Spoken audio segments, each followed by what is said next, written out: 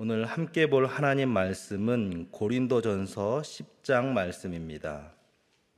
10장 1절부터 15절까지의 말씀, 신약 274페이지입니다. 제가 봉독하겠습니다. 형제들아, 나는 너희가 알지 못하기를 원하지 아니하노니 우리 조상들이 다 구름 아래에 있고 바다 가운데로 지나며 모세에게 속하여 다 구름과 바다에서 세례를 받고 다 같은 신령한 음식을 먹으며 다 같은 신령한 음료를 마셨으니 이는 그들을 따르는 신령한 반석으로부터 마셨음에 그 반석은 곧 그리스도시라. 그러나 그들의 다수를 하나님이 기뻐하지 아니하셨으므로 그들이 광야에서 멸망을 받았느니라. 이러한 일은 우리의 본보기가 되어 우리로 하여금 그들이 악을 즐겨한 것 같이 즐겨하는 자가 되지 않게 하려 함이니, 그들 가운데 어떤 사람들과 같이 너희는 우상 숭배하는 자가 되지 말라. 기록된 바 백성이 앉아서 먹고 마시며 일어나서 뛰논다 함과 같으니라. 그들 중에 어떤 사람들이 음행하다가 하루에 23,000명이 죽었나니 우리는 그들과 같이 음행하지 말자. 그들 가운데 어떤 사람들이 주를 시험하다가 뱀에게 멸망하였나니 우리는 그들과 같이 시험하지 말자. 그들 가운데 어떤 사람들이 원망하다가 멸망시키는 자에게 멸망하였나니 너희는 그들과 같이 원망하지 말라. 그들에게 일어난 이런 일은 본보기가 되고 또한 말세를 만난 우리를 깨우치기를 위하여 기록되었느니라. 그런즉 선줄로 생각하는 자는 넘어질까 조심하라. 사람이 감당할 시험 밖에는 너희가 당한 것이 없나니 오직 하나님은 미쁘사 너희가 감당하지 못할 시험 당함을 허락하지 아니하시고 시험 당할 즈음에 또한 피할 길을 내사 너희로 능히 감당하게 하시느니라. 그런즉 내 사랑하는 자들아, 우상 숭배하는 일을 피하라. 나는 지혜 있는 자들에게 말함과 같이 하노니 너희는 내가 이르는 말을 스스로 판단하라. 아멘.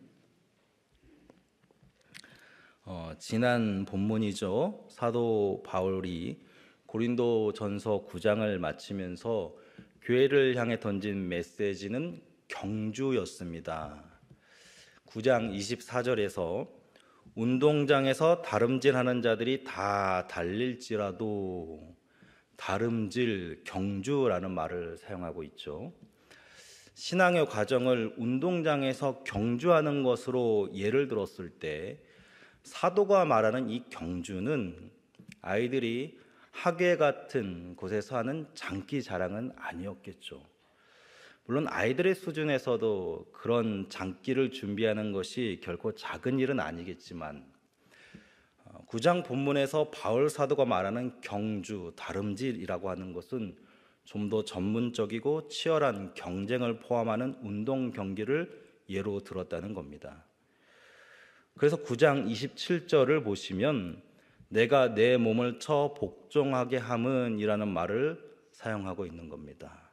이 표현을 우리가 훈련이라고 바꿔 생각해 보면 경기에 임하는 선수들은 어떤 종목이든 그 한 경기를 소화해내기 위해서 정말 치열하게 준비되는 과정으로 훈련을 소화해냅니다.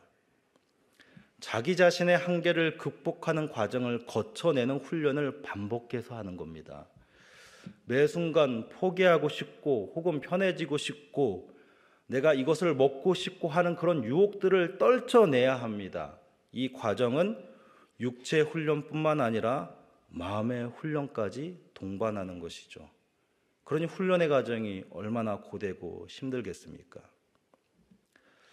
개인적으로 관심을 가지고 오래 했던 운동 두 가지가 있습니다. 웨이트 트레이닝과 흔히 헬스라고 우리가 하죠. 그리고 복싱을 나름 수련을 했습니다. 헬스가 힘든 이유는 타인과의 경쟁이 아니라 나와 스스로 경쟁을 하기 때문입니다. 그래서 지루합니다. 적어도 수개월을 지나야지만 거울에 비친 내 모습이 달라진 흔적을 찾을 수 있습니다. 대부분 거기까지 도달하지 못하고 포기하는 사람이 80% 정도 됩니다. 대부분 3개월에 얼마 하는 회원권을 끊고서 손에 꼽히게 출석하는 경험들이 있을 겁니다. 여기에 해당되겠죠. 나머지 15% 정도는 그래도 몇 개월 꾸준히 운동을 합니다. 그래서 어느 정도 결과를 봅니다만 그 이상을 지속하지 못합니다. 웨이트 트레이닝의 성취를 이야기할 때 보통 최소 1년 이상 2년 정도를 주 4회 꾸준하게 하는 것으로 이야기합니다. 그래야만 내가 어느 정도 체질이 바뀌어서 운동을 조절할 수 있는 능력이 생긴다고 보는 것이죠. 그런데 대부분 95% 정도는 여기까지 오지 못하고 포기합니다. 힘들기 때문이죠. 꾸준해야 하는데 그 꾸준하기가 보통 힘든 일이 아닌 겁니다. 복싱 같은 경우에는 정말 지독한 인내를 요구하는 운동입니다. 모든 과정이 뛰고 달리고 하는 유산소로 이루어져 있어서 매우 힘이 듭니다. 처음 체육관을 등록하면 줄넘기를 시키는데 이 줄넘기를 넘는 것도 보통 관문이 아닙니다. 익숙하지 않은 사람은 3분 동안 계속 줄넘기를 하는 그 시간이 지루하고 발바닥을 아리는 그 고통을 견디지 못합니다. 그래서 줄넘기 하다가 일주일 안에 관두는 경우가 많습니다. 그런데 이 초보의 단계 같아 보이는 줄넘기는 실제 선수들도 하루도 빼먹지 않고 하는 운동 과정입니다. 왜냐하면 줄넘기를 통해서 리듬감을 익히고 하체를 단단하게 단련시키기 때문입니다. 그래서 복싱 프로 선수들도 줄넘기를 빼먹지 않고 훈련을 합니다. 제가 다녔던 체육관에도 선수를 준비하는 학생들이 있었는데요. 학생임에도 불구하고 보통 하루에 3분의 1 정도 되는 시간은 운동에 할애를 합니다. 오전에 학교에 갔다가 오후에 하교를 하면 그때부터 체육관 문이 닫을 때까지 운동을 합니다. 복싱은 3분 룰이기 때문에 지옥의 3분이라고 하는데요. 3분간 링 위에서 쉬지 않고 움직이는 과정을 훈련해야 합니다. 아무리 지쳐도 종이 치기 전까지는 계속 움직이게 하는 훈련을 반복해서 시킵니다. 엄청 힘이 들죠. 밖에서 지켜보면 그 3분이 별로 길지 않은 시간인데 그런데 링 위에 올라가면 그 3분이 엄청나게 깁니다. 긴장감, 압박감, 숨이 턱까지 차오르는 그 요소들이 3분의 시간을 정말 길게 느껴지게 만들죠. 그 3분을 타이머로 맞춰놓고 종이 칠 때까지 계속 반복해서 움직이는 훈련을 하는데 지쳐서 멈추는 순간에 관장님의 불요령이 떨어집니다. 그 훈련을 계속 매일매일 합니다. 그런데 그렇게 해도 막상 대회를 나가면 좋은 성적을 거두는 것이 쉽지가 않습니다. 그래서 바울 사도가 하는 이 말을 우리가 무겁게 받아들여야 하는 겁니다. 내가 내 몸을 쳐 복종하게 함은 이 말을 그냥 그렇구나 하고 편하게 넘길 수가 없는 겁니다. 운동에 있어서도 그 목표에 도달하기 위한 훈련이 그렇게 어려울진데 하물며 인간의 구원에 관련된 영육간의 모든 부분에서 온전히 살아가기 위한 그 신앙의 과정은 비교할 수 없는 인내와 견딤이 요청된다는 것을 이 사도 바울의 표현 내가 내 몸을 쳐 복종하게 함은 이라는 말을 통해서 우리가 진지하게 생각을 해봐야 하는 것이죠. 오늘 본문 고린도전서 10장에서 바울 사도의 외침은 바로 그런 겁니다. 응당 구원받은 신자라면 이 경주라는 신앙의 과정을 치열하게 치러내야 하는데 왜 이 경주가 치열합니까? 바로 죄 때문이죠. 그리스도인을 향한 하나님의 부르심, 그것을 우리가 칭의라고 합니다. 칭의를 우리는 법적인 선언이라고 이야기하죠. 죄의 값을 논하는 그 재판정에서 판사가 이들은 죄가 없다는 무죄 선언을 한 겁니다. 그런데 실제로 죄가 없어서가 아니라 하나님께서 십자가에 달려 죽으신 그리스도의 그 대속 사건을 통하여 예수 안에 있는 자들은 그들이 죄인임에는 분명하나 더는 그 죄에 대해서 책임을 묻지 않겠다. 이미 그의 죄의 값을 치렀다. 탕탕탕 선언하는 것이 이 칭의라는 사건인 겁니다. 그래서 영국의 청교도 신학자인 리차드 십스라는 사람은 하나님의 구원 사역을 마르지 않는 샘이다. 물이 가득한 저수지다 이렇게 표현을 합니다. 여기서 물은 그리스도의 십자가의 보혈을 상징하는데 그리스도가 죄인을 위하여 흘리신 그 보혈은 어떤 죄도 능히 씻기는 하나님의 능력이 있음을 비유하는 말로 이해할 수 있는 겁니다. 그런데 동시에 이 하나님의 놀라운 구원의 능력을 이야기하면서 동시에 무엇을 강조하냐면 구원받은 자들은 성령을 근심시키는 것을 멀리하라고 아주 강권을 합니다. 성령을 근심시키는 것이 무엇입니까? 신자가 행하는 죄를 이야기하는 겁니다. 성령을 근심하게 한다. 전능하신 하나님이 우리와 같이 고민하고 괴로워하고 번뇌하는 마음을 가지신 것인가? 리차드 십스는 이것을 어떻게 해석하냐면 성령님은 정확하게 그분의 본성 안에서 근심하실 수 없다라는 하나님의 완전한 성품을 먼저 선언을 합니다. 그러나 성령께서는 분명히 근심하시는데 무엇에 대하여 근심하시는가 이것을 이해해야 한다고 말을 하죠. 성령의 근심은 우리와 같은 연약하고 불완전한 마음에서 오는 흔들림이 아니라 죄에 대한 순전한 혐오와 미움이 성령의 근심이다 이렇게 이야기합니다. 순전한 의와 거룩으로 인하여 죄에 대하여 극명하게 미워하시는 마음이 있으시다. 이것이 성령께서 근심하시는 것으로 표현되고 있는 겁니다. 구원을 받았다고 모든 것이 끝난 것이 아니죠. 우리는 여전히 죄에 대하여 영향을 받는 존재로 이 땅을 살아갑니다.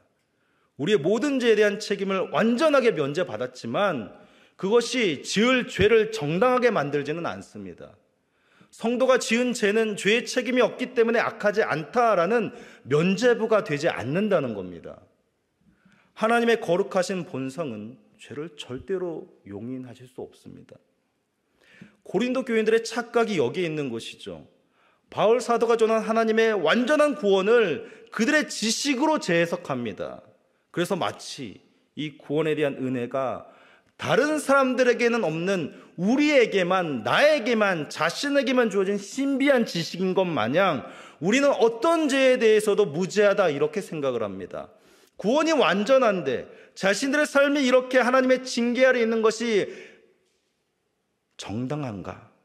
이렇게 이야기하는 겁니다. 그 증거로 무엇을 이야기하냐면 세례를 받고 또한 그리스도가 흘리신 살과 피를 의미하는 성만찬에 참여하는 것을 통하여 자신들의 구원이 내가 받은 구원받은 이 신분이 완전하고 그렇기 때문에 우리의 죄는 더 이상 문제가 되지 않는다고 이렇게 주장을 한 겁니다. 구원을 오해하고 방종한 것이죠. 구원에는 책임이 따릅니다. 어떤 책임입니까? 구원을 이루기 위해 구원의 완성을 위해 더 노력하라는 책임입니까? 그것이 아니죠. 구원받은 자답게 살라는 겁니다. 하나님의 백성답게 살라는 겁니다. 세상의 방식을 놓지 못하고 세상이 하던 그대로를 부여잡고 살면서 세상에서 즐기는 것들을 여전히 사랑하면서 나는 떳떳하고 나는 하나님의 백성이라 말하는 이 행태가 얼마나 잘못된 것인지 되돌아보라 이야기하는 겁니다. 오늘 본문에서 바울 사도는 이 부분을 굉장히 강한 어조로 말을 하는데 역사 안에서 실제로 일어난 사건을 예로 듭니다. 그것이 7절, 8절, 9절, 10절입니다. 모세를 따라 출애굽한 구약의 이스라엘 백성들을 이야기하는데요. 그들 가운데 어떤 사람들과 같이 우상 숭배하는 그들 중에 어떤 사람이 음행하다가 그들 가운데 어떤 사람들이 주를 시험하다가 그들 가운데 어떤 사람들이 원망하다가 총 4가지로 실제로 일어났던 일을 예로 듭니다. 그런데 우리가 주목할 건 무엇이냐면 바울이 이들의 행한 죄악을 이야기하기 전에 먼저 무엇을 이야기하냐면 그들도 죄악된 세상에서 구원받은 하나님의 백성이었다는 것을 먼저 이야기합니다. 1절 후반절을 보십시오. 우리 조상들이 다 구름 아래 있고 바다 가운데로 지나며 이어서 2절 모세에게 속하여 다 구름과 바다에서 세례를 받고 모세를 통한 이스라엘 백성들이 출애굽한 사건은 죄악된 세상으로부터 하나님의 백성들이 이끌어냄을 받아 약속하신 땅으로 향하는 구원의 사건입니다. 한 사람이 예수 그리스도를 통해 부르심을 받고 구원을 얻어 천국이라는 최종 목적지를 향하는 이 구원의 여정의 축소판 모형이 바로 출애굽 사건입니다. 그래서 본문 6절에서 우리의 본보기라는 표현을 사용하고 11절에서 이런 일은 본보기가 되고 라는 표현을 사용하고 있는 것이죠. 이 본보기라는 표현은 거울, 모형 혹은 모델이라고 바꿔 쓸 수 있는데요. 지금 바울이 무엇을 이야기하냐면 실제 역사에서 일어나는 과거의 한 사건, 과거에 일어난 한 사건과 지금 바울과 함께 현재 그 시대를 살아간 고린도 교회 성도들이 하나님의 구속사에서는 같은 지점 위에 서 있다라는 것을 이야기하고 있는 겁니다. 단순히 과거에 있었던 한 사건을 이야기하면서 과거를 생각하면서 교훈 삼아라가 아니라 과거와 현재가 하나님의 구원 역사 안에서는 병행하고 있다라고 말을 하고 있는 겁니다. 그래서 2절을 보면 모세를 따라 이들이 구름과 바다에서 세례를 받았다고 하죠. 모세는 예수 그리스도의 모형이죠. 모세를 따라 애굽이라는 나라에서 탈출한 이 사건을 어떤 역사적으로 민족적 해방이라고 보는 것이 아니라 죄악된 세상으로부터 구출되어 나온 사건이라고 보는 이유가 바로 이겁니다. 모세는 예수 그리스도의 모형이기 때문입니다. 세례라는 표현을 사용하죠. 세례는 무엇입니까? 과거와 단절되는 애굽의 종살이 했던 죄의 종로로 됐던 과거는 이제 죽고 새로운 신분, 새로운 정체성으로 살아가는 지점을 말하는 것이죠. 그런데 여기에서 모세에 속하여라고 이야기하죠. 다시 말하면 모세와 연합하여 세례를 받았다라는 말입니다. 자발적인 개인의 능력, 개인의 자격으로 이들이 하나님의 백성으로 받아들여진 것이 아니라 중보자의 모형인 모세와 연합하여 이들이 하나님의 백성으로 받아들여졌다는 겁니다. 마찬가지로 신약의 교회가 어떻게 하나님의 백성이 됩니까? 사람의 능력입니까? 어떤 자격입니까? 중보되신 그리스도와 합하여 그리스도에게 속하여 우리가 하나님의 백성이라는 새로운 신분, 새로운 정체성 안으로 들어갑니다. 이 논지를 이어서 3절에서 무엇을 얘기하냐면 다 같은 신령한 음식, 4절에서는 다 같은 신령한 음료라는 표현을 사용합니다. 음식과 음료는 광야에서 이스라엘 백성들이 먹은 만나와 메추라기 그리고 물을 의미합니다. 그런데 이것이 단순히 육체의 생명을 연장하는 수단으로서 주어진 것이 아닌 이유는 광야라는 그 척박하고 고단한 환경, 스스로 생존의 갈피를 찾을 수 없는 그곳에서 그들이 어디서 음식을 구했으며 어디서 물을 구했는가, 그들이 어떻게 먹고 마실 수 있었는가 하는 것을 먼저 이야기하는 것이죠. 하나님께서 이들에게 음식으로 배를 채우시고 물로 갈증을 씻어주신 것은 신명기 8장 3절에서 밝히는 바 사람이 떡으로만 사는 것이 아니요 여호와의 입에서 나오는 모든 말씀으로 사는 줄을 내가 알게 하려 하심이니라.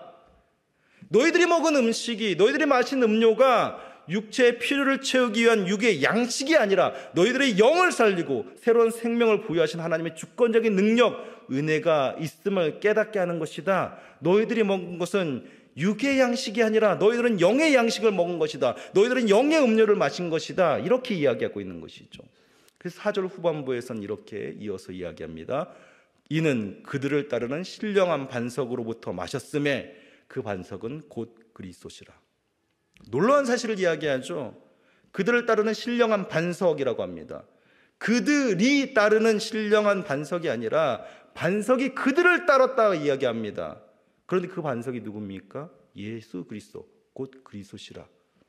구약의 본문에서 예수 그리스도를 언급하지 않지만 실제로 그리스도는 그들과 함께 하시어 그들을 인도하시고 그들을 돌보셨다 말하는 겁니다. 구약의 이스라엘이 그리스도에게 속하였다 말합니다. 광야의 그 깊은 밤을 불기둥으로 함께 하신 이가 누구인가? 광야의 뜨거운 태양을 구름기둥으로 함께 하신 이가 누구인가? 창세전부터 지금까지 앞으로도 영원히 당신의 택한 백성과 한순간도 분리되지 않고 영원히 함께 하신 이가 누구인가? 그 백성을 자신과 묶고 죄악의 칭치, 사망의 올무에서 빼내올 자가 누구인가? 자신의 몸을 들여 지금까지 자신의 생명을 들여 죄의 모든 값이 되게 하신 예수 그리스도, 그분이 과거로부터 지금까지 그리고 앞으로도 당신의 백성과 함께 계시다. 삼위의 하나님께서 이루신 구원의 역사가 인간의 의식으로는 과거는 따로이고 현재는 따로이고 미래는 따로 떨어져 있지만, 그래서 나는 현재를 살기 때문에 과거는 나와 별개요, 나는 오늘을 살았노라라고 말하는 그 인식의 한계를 넘어서서 영원하신 하나님께서는 자신의 백성을 구원의 역사라는 그 영원한 사건에 초대하여서 모두 하나 되게 하셨다라는 것을 지금 이 본문을 통해서 말을 하고 있는 겁니다. 그래서 신자는 구속의 역사 안에서 과거, 현재, 미래 모든 시간을 하나님의 은혜에서 살아간다는 것을 바울 사도가 강조하고 있는 것이죠. 다시 말하면 구원을 바로 알라고 이야기하는 겁니다. 영원하신 하나님께서 이루신 이 놀라운 사건의 부름을 받은 자들이 이 은혜를 안다면, 이 크신 구원의 역사를 안다면, 그 의미를 안다면 어떻게 그렇게 살 수 있는가 묻는 것이죠. 5절을 보십시오. 그러나 그들의 다수를 하나님이 기뻐하지 아니하셨으므로 그들이 광야에서 멸망을 받았느니라. 그들의 다수는 하나님이 기뻐하지 아니하셨다, 멸망을 받았다. 많은 구약의 백성들이 경주, 다름질에 임했지만 믿음의 경주를 할 수 있는 큰 은혜를 입었음에도 그들의 교만, 그들의 완악한 태도로 인하여 중도에 탈락했음을 이야기하고 있습니다. 물론 이 경주에서 중도 탈락이 구원에서 떨어짐을 의미하는 것은 아닙니다. 바울이 말하는 요지는 너희들이 받은 이 구원이 취소될 수 있으니까 똑바로 살아야 된다라는 말을 하는 것이 아닙니다. 그러나 분명한 것은 구원받은 자답게 살지 못함에 대해서 그 방종한 태도와 방만한 삶이 죄에서 자유케 된 이 구원의 은혜를 호도하고 오해함에 있어서는 징계라는 강력한 철퇴가 내려질 수 있다는 점을 분명하게 말하고 있는 겁니다. 왜 하나님께서 출애굽시킨 자들의 백성 중 일부를 향하여 기뻐하지 아니하셨다 말하는 겁니까? 이 구원을 이루어 가시는 하나님의 언약은 영원한 언약입니다. 흔들리지도 변치 않는 언약입니다. 그럼에도 불구하고 왜 하나님은 진노하시며 백성 중 일부를 향하여 징계를 하십니까? 하나님으로 충분하다 말하지 않고 하나님으로 도무지 채워지지 않고 만족하지 않는 그들의 욕망 때문 아닙니까? 6절을 보십시오. 우리 6절을 함께 읽겠습니다. 시작. 이런 일은 우리의 본보기가 되어 우리로 하여금 그들이 악을 즐겨한 것 같이 즐겨하는 자가 되지 않게 하려 함이니. 여기서 악을 즐겨하다라는 말은 사람의 마음이 뭔가에 쏠려 있는 상태, 무언가를 열망하는 상태를 의미하는 말입니다. 욕망이죠. 본문에서 이들이 무엇을 욕망했다고 이야기합니까? 악을 즐겨하였다, 악을 욕망하였다 말하고 있습니다. 만나와 메추라기로 채워지지 않는 허기, 반석을 쳐서 나온 물로 채워지지 않는 갈증은 곧 이들은 하나님으로는 만족되지 않습니다. 하나님으로는 도무지 기뻐하지 못하겠습니다라는 그 마음의 상태를 표현하고 있는 것이죠. 그들을 어떻게 판단하냐면 7절에서 우상숭배, 8절에서 간음, 9절에서 하나님을 시험하였다, 10절에서는 원망과 불평을 했다고 요약을 하죠. 하나님으로부터 만족되지 않을 때 나타나는 모습들입니다. 악을 사랑하는 인간의 전형인 것이죠. 그런데 재밌는 것은 바울 사도는 이 네 가지 사례를 압축해서 한 가지로 요약을 하는데 14절입니다. 그런즉 내 사랑하는 자들아 우상 숭배하는 일을 피하라.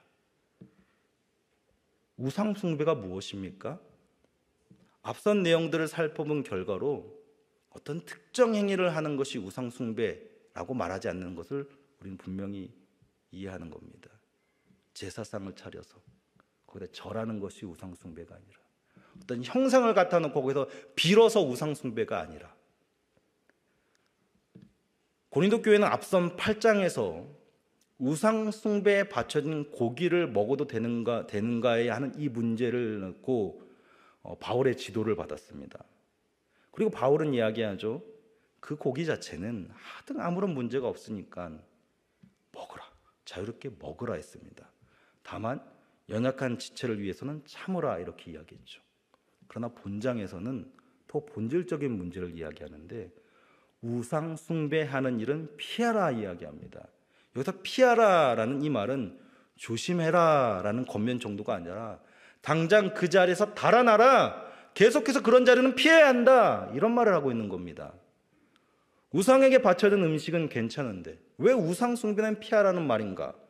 우리는 이 내용에서 무엇을 깨달아야 하냐면 본질적으로 신앙이 주는 자유함이 있다면 또한 우리가 가진 연약한 그 한계 안에서도 우리가 조심해야 할 것들이 분명히 있다라는 것. 신앙이 주는 자유함과 우리의 연약함을 혼동해서는 안 된다는 겁니다.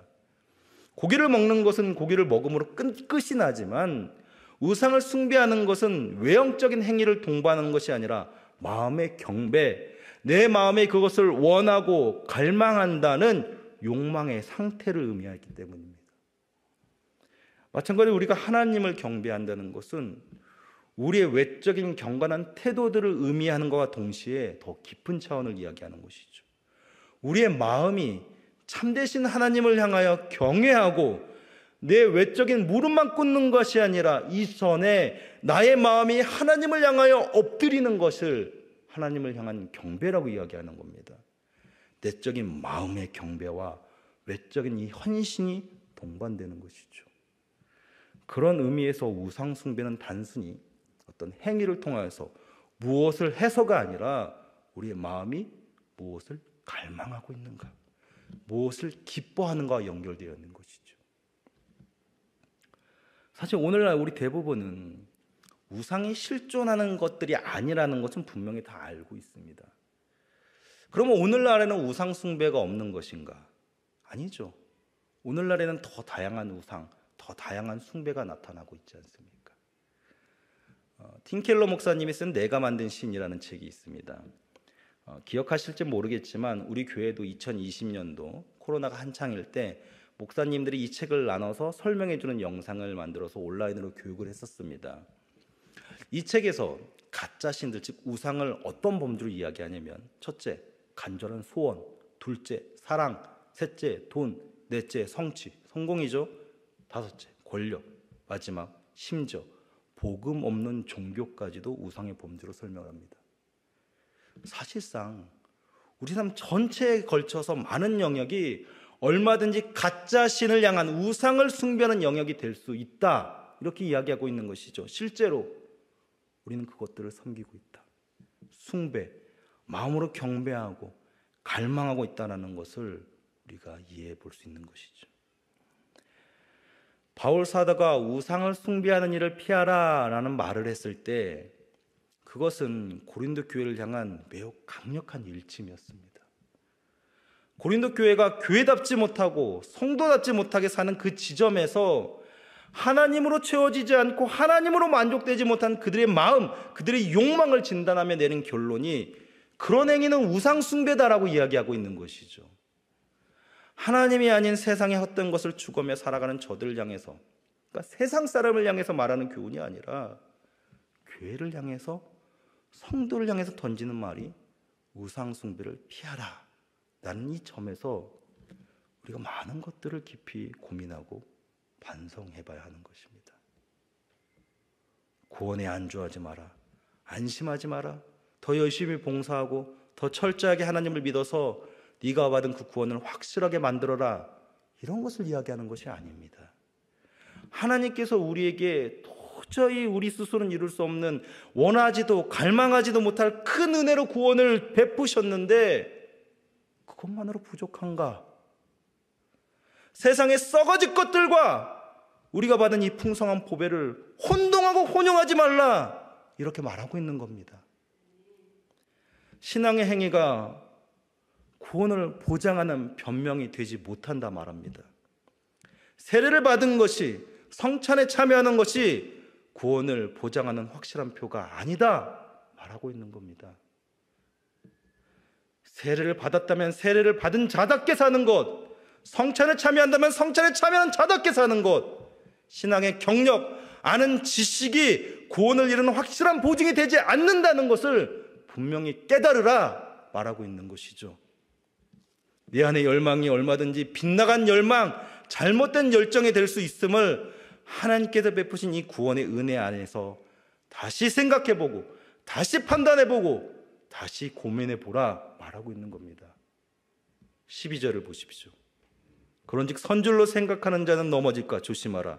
15절, 나는 지혜 있는 자들에게 말한과 같이 하노니 너희는 내가 이르는 말을 스스로 판단하라. 그러면서 바울이 놓지 않는 한 가지가 있습니다. 하나님께서는 신실하셔서 우리가 이 땅에서 부단히 애쓰고 노력함에도 불구하고 심에 부쳐 쓰러지고 넘어지고 때로는 깊은 절망으로 떨어지는 그 순간에도 그대로 두지 아니하실 것을 확실하게 선포합니다. 13절을 같이 한번 읽겠습니다. 시작. 사람이 감당할 시험 밖에는 너희가 당한 것이 없나니 오직 하나님은 미쁘사 너희가 감당하지 못할 시험 당함을 허락하지 아니하시고 시험 당할 쯤에 또한 피할 길을 내사 너희로 능히 감당하게 하시느니라. 아멘. 사랑하는 성도 여러분, 사도의 권면처럼 우리가 오늘 우리의 마음을 면밀하게 살펴야 합니다. 물론 우리는 연약한 존재이기 때문에 늘 한결같을 수 없죠. 우리 스스로 하나님을 갈망한다 이야기하지만 벌써 주일을 지난 그 3일의 시간 동안에 우리의 마음이 얼마나 많은 세상의 것들로 채워지는 경험을 하고 이 시간 이 자리에 옵니까? 우리의 의지로는 한계가 있어서 우리의 마음에 하나님으로만 채워져 할 그 공간에 얼마나 많은 다른 것들에 내어주면서 그러면도 나는 하나님을 믿노라, 하나님을 사랑하노라 하는 거짓된 고백을 하는 그 순간들을 우리가 얼마나 많이 목도하고 경험하고 있습니까? 그러나 우리가 우리의 연약함을 주님께서 아신다 말씀하신 이 내용에 힘입어서 그래서 부단히 애쓰고 힘쓰고 하나님의 뜻에 합당하게 살아가려고 노력하는 그 치열한 경주 훈련의 과정을 겪어내면서 그럼에도 불구하고 내 힘으로 안 될 때 주님은 반드시 나를 도우사 나를 능히 하나님 뜻에 합당하게 만들어 올 것이라는 그 은혜를 기억하면서 오늘도 한 걸음 한 걸음 전진하는 것이 성도의 모습, 교회라는 것을 본문 말씀을 통해서 우리가 깨달아야 하는 것이죠. 구원은 주님께서 우리를 당신의 품으로 부르시는 그날까지 주신 은혜를 가지고 부단히 견디고 인내하는 과정을 거쳐갑니다. 그 과정 또한 도저히 예측할 수 없는 감당할 수 없는 풍성한 은혜로 채워가심을 기억하시면서 교회답게 성도답게 이 시대를 살아가기를 주님의 이름으로 소망합니다.